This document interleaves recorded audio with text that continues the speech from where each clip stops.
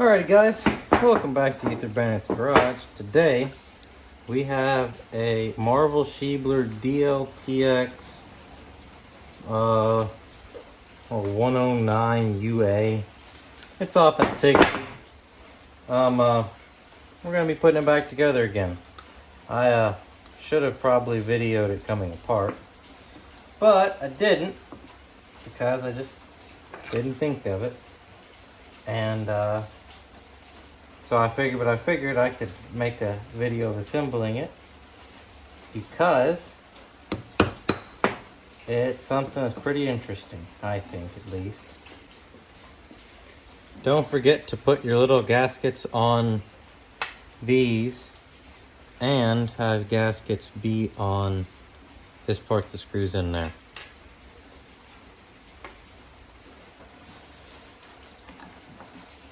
This is a double-barreled carb, which a tractor is a 2-cylinder. So each cylinder is going to have its very own barrel, which, like European cars, it allows you to properly tune each cylinder, especially with Deeres. They don't diametrically oppose each other in firing. It is one fires and then the other one fires the next stroke. And then there is a lot more time before they will re-go again, which is fine, but the I don't know, this way is just better. And this carburetor was absolutely disgusting. But we're getting it back together again. And I'm not using a bunch of the, some of the things. Like it came with the new throttle shaft. So I can put that in. It came with the new throttle shaft. But I really don't want to, these bushings are still very tight.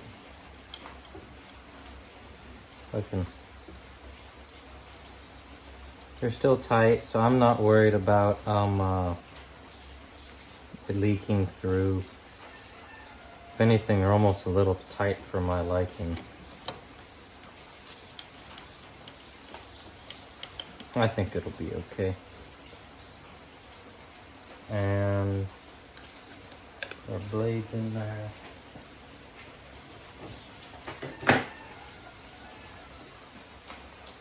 And this kit that I got, it came with the new throttle shaft bushings, like several things. But I'm not gonna use the bushings.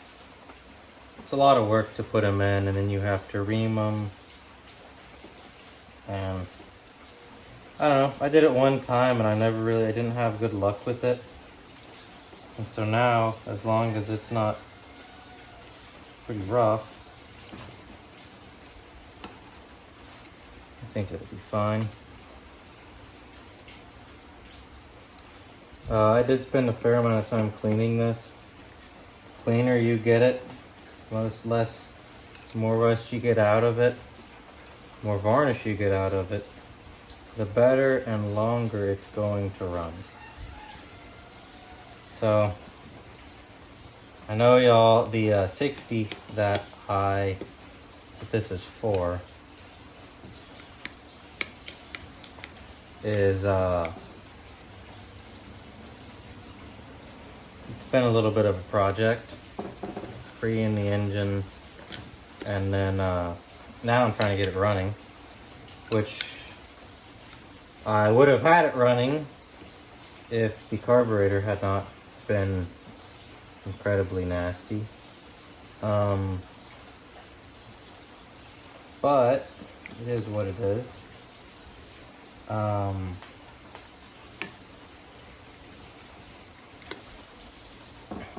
And I think it'll be okay. I soaked the carburetor and a lot of the smaller parts in it's called Kim tool. Or no. I don't know. It's something. Kim dip. That's what it's called. I soaked everything in Kim dip, which it makes the brass parts turn kind of red. I don't know. It's good stuff. It took it made everything look a whole lot better. And then I took a lot of time blowing air through all these little ports. Like there's a port, there's a port. This port goes in there and here. This port goes in there, here, and I mean just like a bunch of places. And you just got to figure out what goes where. And then once you figure that out, it'll make it a little more straightforward. So I have just put the throttle shaft in. And it's snug, but it's not like too tight. And then we'll set idle with it on the tractor, if the tractor runs. And then I guess I put in I don't even know what you call those. Put those in. These are your idle adjustments. I have the old ones and they're good, but I didn't even realize that it came with new ones. So we'll run the new ones. And then, yeah, and for these, I'm sure on the piece of paper that came with the kit, it will say what the proper setting is. But a general rule of thumb for almost every single carburetor, which I'm saying almost loosely,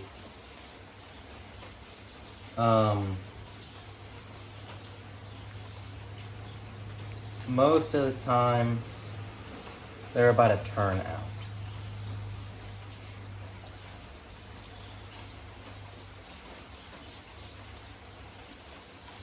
So like we got it tight, we're gonna go 1, that's a turn, got it tight, gonna go half a turn, 1 turn. And we can adjust it from there. And then I need to get this O-ring out, whatever that is.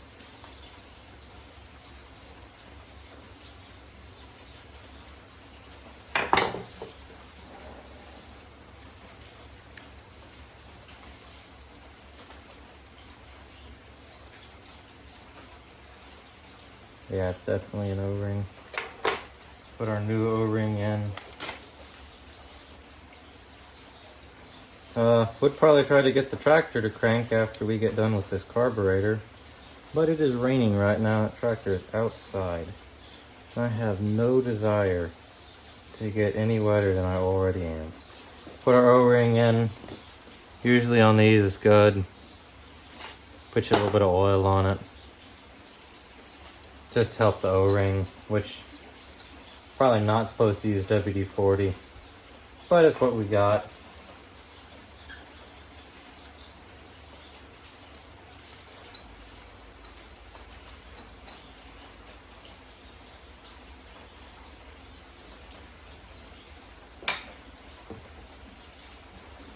This one is also an adjustment.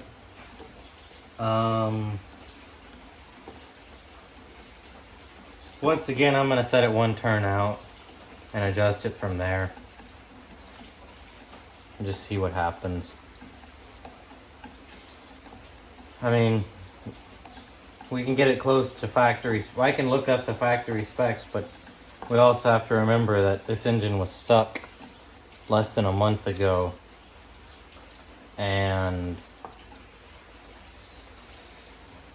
one cylinder still has a bunch of grease in it, and there is nothing about this that's going to be precision.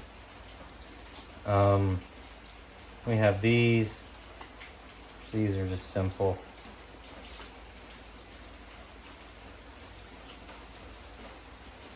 It all has to.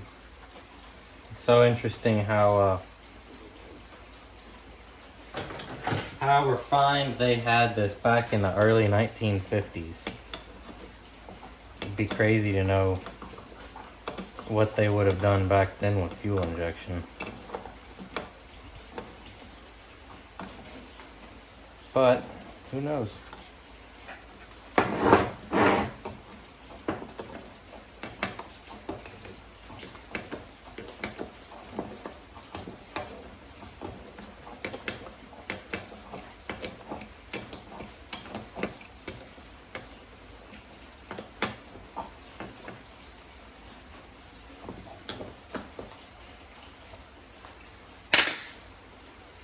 So we got that done. I guess now we can put our needle and seat in and the float, which this is simple.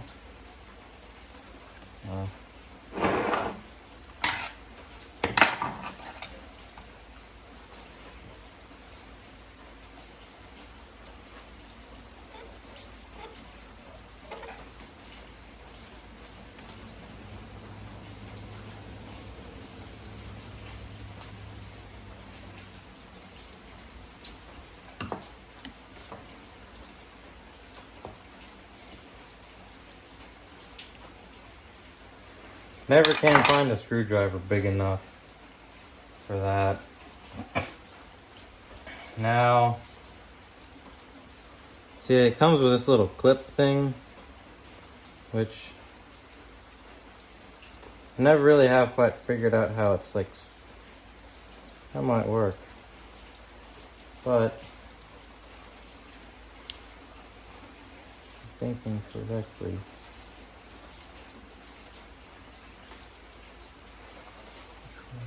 Oh. Yeah, of course the needle's on this side.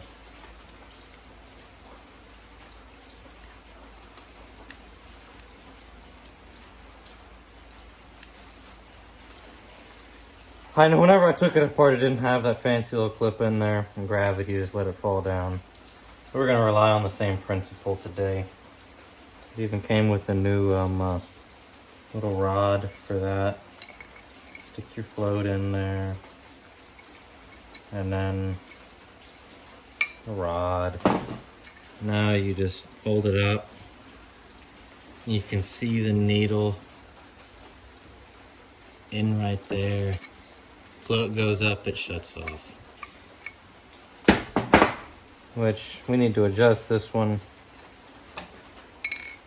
because you gotta have your float height right, or otherwise it won't get enough fuel or it will leak fuel.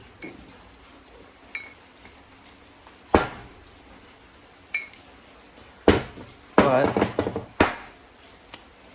now we can put a gasket right here on this, and I can put, which I need a bowl gasket. I broke the gasket that it has.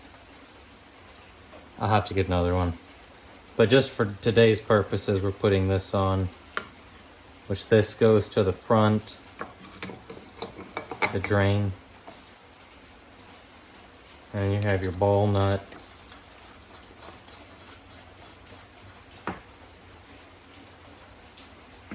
And flip it over.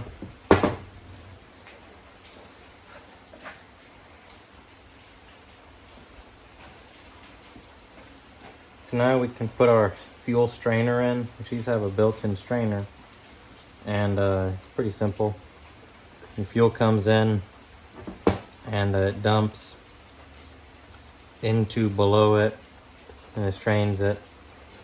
Oh, I thought it was cool.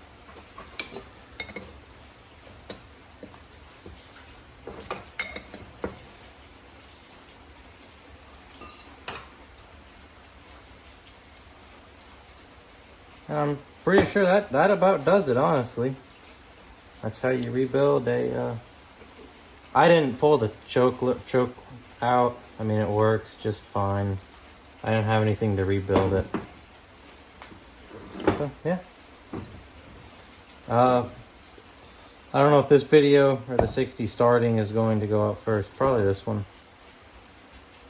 So, I have had the tractor running on ether. It's pretty cool. It smokes a lot. Stay tuned for more 60 updates. Let me know if you have any questions about that carburetor. I don't have too much fun.